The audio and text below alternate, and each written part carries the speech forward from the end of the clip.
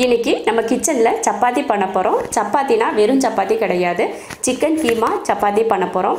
இது ஒரு சப்பாத்தி சாப்பிட்டாலே வயிறு ஃபுல்லாக நிரம்பிடும், அந்த மாதிரி இருக்கும்.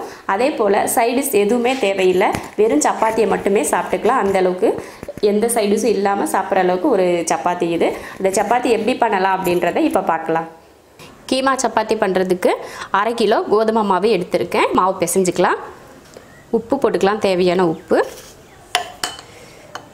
உப்பு போட்டு இந்த மாதிரி ஃபஸ்ட்டு உப்பும் மாவையும் கலந்துக்கணும். அதுக்கப்புறம் தான் தண்ணி சேர்க்கணும். கலந்தாச்சு. கொஞ்சம் எண்ணெய் சேர்த்துடலாம். ஒரு ஸ்பூன், ஒரு குழிக்கரண்டி அளவுக்கு எண்ணெய் சேர்த்துக்கோங்க. எண்ணெய் சேர்த்துட்டும் லைட்டாக பிசைஞ்சு விட்டுறலாம். இப்போ இதில் தண்ணி ஊற்றி பிசைஞ்சிக்கலாம். தண்ணி வெது வெதுப்பாக சூடு பண்ணி ஊற்றுறேன். சுடு தண்ணி ஊற்றி பிசைஞ்சால் மாவு பிசைகிறதுக்கு ஈஸியாகவும் இருக்கும், சப்பாத்தி சாஃப்டாகவும் வரும். அதனால் லைட்டாக தண்ணியை சூடு பண்ணி பிசைகிறேன். ஃபுல்லும் நிறைய தண்ணி ஊற்றி பிசைஞ்சிடக்கூடாது, அப்பப்போ கொஞ்சம் கொஞ்சமாக தண்ணி தெளித்து பிசைஞ்சுக்கணும். சப்பாத்திக்கு மாவு பிசைஞ்சு வச்சாச்சு. ஒரு 1/2 மணி நேரம் ஊறட்டும். ஊறதுக்குள்ளே நம்ம கீமாலாம் பண்ணி ரெடி பண்ணிக்கலாம். இப்போ இதை ஊற வச்சுல இப்படியே வச்சிங்கன்னா காஞ்சிரும். இது மேலே ஏதாவது துணியோ இல்லைன்னா தட்டோ போட்டு மூடி எடுத்து வச்சுக்கோங்க.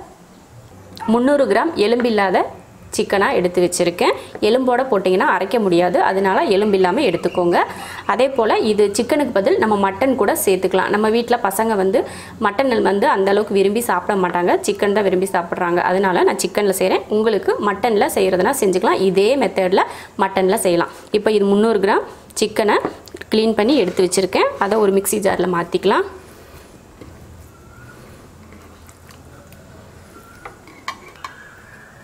மாற்றிட்டு இதை அரைச்சிக்கலாம். இது கூட எதுவுமே சேர்க்க வேணாம், அப்படியே அரைச்சிக்கலாம். சும்மா அரைச்சிடலாம். சிக்கனை அரைச்சாச்சு. இப்போ தாளிச்சிக்கலாம். இப்போ எண்ணெய் ஊற்றிக்கலாம். எண்ணெய் கம்மியாகவே ஊற்றிக்கலாம். ஏன்னா நம்ம சப்பாத்தியில் வச்சு தேய்க்கிறப்போ எண்ணெய் சப்பாத்திக்கு வெளியிலாம் வந்துடும். அதனால் கம்மியாகவே எண்ணெய் ஊற்றிக்கலாம்.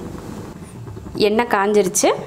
ஒரு பெரிய வெங்காயத்தை குட்டியாக கட் பண்ணி எடுத்திருக்கேன், அதையும் சேர்த்துடலாம். இதில் பட்டை கிராம்பு எதுவுமே போட்டு தாளிக்க வேண்டாம், ஏன்னா நம்ம சப்பாத்திக்குள்ள வைக்கிறப்போ அது கடிப்படும் இல்லையா, அதனால்.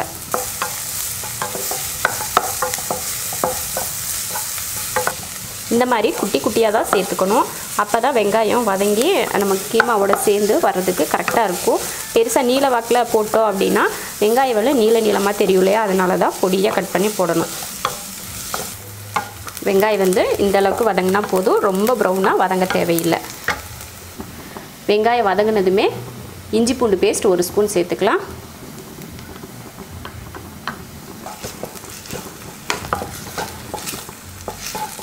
இஞ்சி பூண்டு போட்டு வதக்கினதுக்கப்புறமா ஒரு தக்காளி, குட்டி தக்காளியாக ஒரு தக்காளி சேர்த்துருக்கேன்.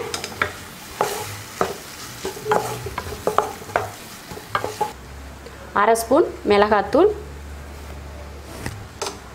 1/2 ஸ்பூன் மல்லித்தூள், 1/4 ஸ்பூன் கரம் மசாலா தூள், மஞ்சள் தூள் கொஞ்சம், இதெல்லாம் போட்டு வதக்கிடலாம்.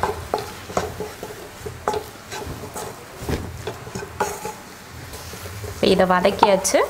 வதக்கினதுக்கப்புறமா நம்ம அரைச்ச சிக்கனை இதில் சேர்த்துடலாம்.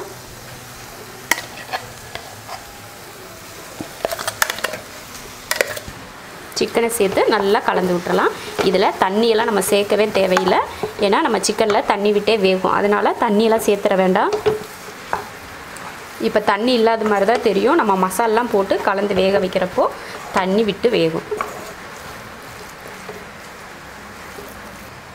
நல்லா கலந்து விட்டாச்சு. இப்போ மூடி வச்சிடலாம். ஒரு 2 நிமிஷம் கழித்து எடுத்து கிளறி விட்டுக்கலாம். அதுக்குள்ளே அதில் இருக்க தண்ணியெல்லாம் வெளியில் வந்துடும். தேவையான உப்பு போட்டு கலந்து விட்டுக்கலாம்.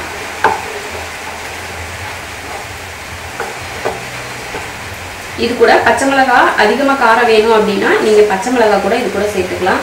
எக்ஸ்ட்ரா காரம் வேணும் அப்படின்னு நினச்சிங்கன்னா, இல்லை வேண்டாம் மிளகாய் தூளே போதுன்னா இதுவே போதும். அவ்வளோதான். உப்பு போட்டு கலந்தாச்சு. மூடி வச்சிடலாம். மூடி வச்சாலும் அப்பப்போ எடுத்து கிளறி விட்டுட்டே இருக்கணும். இப்போ பாருங்கள், நல்லா தண்ணி விட்டு வேகுது. இதில் இருக்க தண்ணியெல்லாம் வத்துற வரைக்கும் இது வெந்தாலே போதும். இது மேலே எக்ஸ்ட்ரா தண்ணியெல்லாம் ஊற்றி வேக வைக்க தேவையில்லை, ஏன்னா சிக்கனில் அதிகமாக தண்ணி இருக்கும். அதுவே போதும் வேகிறதுக்கு. அதுவும் இல்லாமல் நம்ம இதை அரைச்சி போட்டிருக்கிறதுனால வேகிறதுக்கு அதிக டைமே எடுக்காது. கலந்து விட்டாச்சு, மறுபடியும் மூடி வச்சிடலாம். இப்போ பார்த்திங்கன்னா தண்ணி நல்லா வத்திருச்சு. சிக்கனும் பார்த்திங்கன்னா நல்லா வெந்திருக்கு. கொஞ்ச நேரம் நம்ம ஒரு நிமிஷம் 2 நிமிஷத்துக்கு நல்லா வதக்கிட்டு அதுக்கப்புறமா ஆஃப் பண்ணிக்கலாம். கிட்டத்தட்ட ஒரு 4 நிமிஷம் ஆயிருக்கு அந்த தண்ணி வத்துறதுக்கு.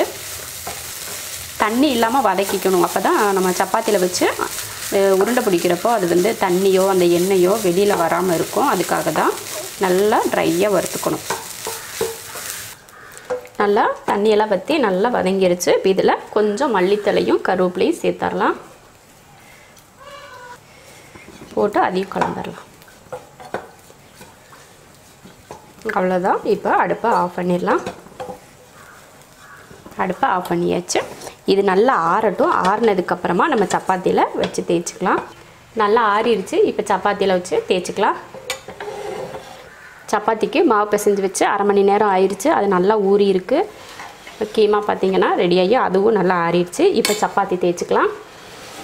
சப்பாத்தி மாவை ஒரு உருண்டை எடுத்துக்கலாம். கொஞ்சம் பெரிய உருண்டையாகவே எடுத்துக்கலாம். இந்த மாதிரி கொஞ்சம் பெரிய சைஸ்லேயே.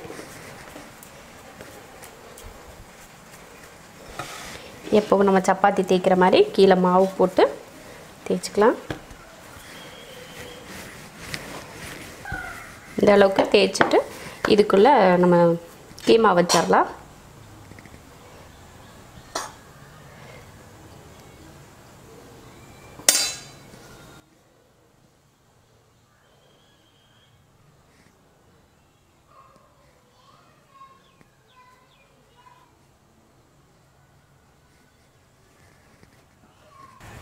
இப்போ மறுபடியும் 2 பக்கம் மாவு போட்டு தேய்ச்சிக்கலாம்.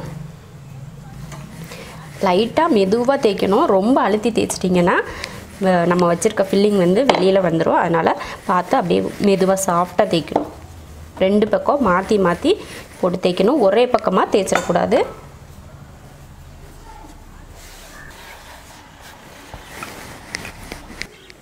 இதே போல் எல்லா சப்பாத்தியும் தேய்ச்சி எடுத்துக்கலாம். தோசைக்கல் காஞ்சிருச்சு. இப்போ சப்பாத்தி போட்டுக்கலாம். போட்டதுமே எண்ணெய் ஊற்றிடக்கூடாது. கொஞ்சம் வேக வச்சு திருப்பி போட்டதுக்கப்புறமா தான் எண்ணெய் ஊற்றணும். போட்டதுமே திருப்பி போட்டுறக்கூடாது. கொஞ்சம் வெயிட் பண்ணி அப்புறமா தான் திருப்பி போடணும். அதே போல் எண்ணெயுமே உடனே ஊற்றிடக்கூடாது. 2-3 தடவை திருப்பி போட்டதுக்கு அப்புறமா தான் எண்ணெயும் ஊற்றிக்கணும். கண்டிப்பாக எண்ணெய் ஊற்றணும். எண்ணெய் ஊற்றலைன்னா வரன்னு இருக்க மாதிரி இருக்கும். அதனால் மேலே லைட்டாக எண்ணெய் தேய்ச்சிக்கோங்க. எண்ணெய் பிடிக்கலைன்னா நீங்கள் ஊற்ற தேவையில்லை. இல்லை எண்ணெய் சாப்பிட்றவங்க மேலே எண்ணெய் ஊற்றிக்கலாம். இப்போ எண்ணெய் ஊற்றிக்கலாம்.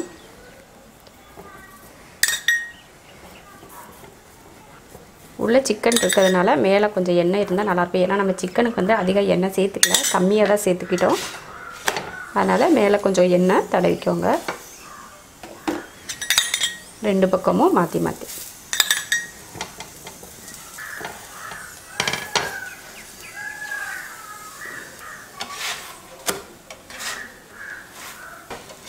அவ்வளோதான். 2 பக்கம் திருப்பி போட்டு நல்லா வெந்துருச்சு. இப்போ எடுத்துக்கலாம். இதே போல் எல்லா சப்பாத்தியும் போட்டு எடுத்துடலாம். ஒரு சப்பாத்தி சாப்பிட்டாலே வயிறு நிறைஞ்சிரும். அந்தளவுக்கு இருக்கும். டேஸ்ட்டும் பார்த்திங்கன்னா ரொம்ப சூப்பராக இருக்கும். இதுக்கு வந்து தொட்டுக்கிறதுக்கு எதுவுமே தேவையில்லை. வெறும் சப்பாத்தி மட்டுமே சாப்பிட்டாலே போதும். எதுக்காக உள்ளேலாம் நல்லா ஃபில்லிங் கொடுத்துருக்கோம் இல்லையா, அதனால் அது மட்டுமே போதும். வெறும் சப்பாத்தி மட்டுமே சாப்பிட்டுக்கலாம். ரொம்ப நல்லாயிருக்கும். அப்படி உங்களுக்கு இதில் ஏதாவது சைடிஷ் வேணும் அப்படின்னு நினச்சிங்கன்னா ஏதாவது குருமா செஞ்சுக்கிட்டிங்கன்னா நல்லாயிருக்கும். அப்புறமா தக்காளி சட்னி கூட இதுக்கு நல்லாயிருக்கும். நல்லா அமுத்தி விட்டு வேக வச்சு எடுத்துக்கோங்க. அவ்வளோதான், வெந்துருச்சு. இப்போ எடுத்துடலாம். இதே போல் கீமா சப்பாத்தி நீங்களும் செஞ்சு பாருங்கள். ரொம்ப நல்லாயிருக்கும். பிடிச்சிருந்தா லைக் பண்ணுங்கள். மற்றவங்களும் பார்க்கணுன்னு நினச்சிங்கன்னா ஷேர் பண்ணுங்கள். மறக்காமல் நம்ம ஷெரின்ஸ் கிச்சன் சேனலுக்கு சப்ஸ்கிரைப் பண்ணிவிட்டு பக்கத்தில் இருக்க பெல் பட்டனை ப்ரெஸ் பண்ணுங்கள். அப்போ தான் நான் போடுற வீடியோவோட நோட்டிஃபிகேஷன் உங்களுக்கு உடனே வரும்.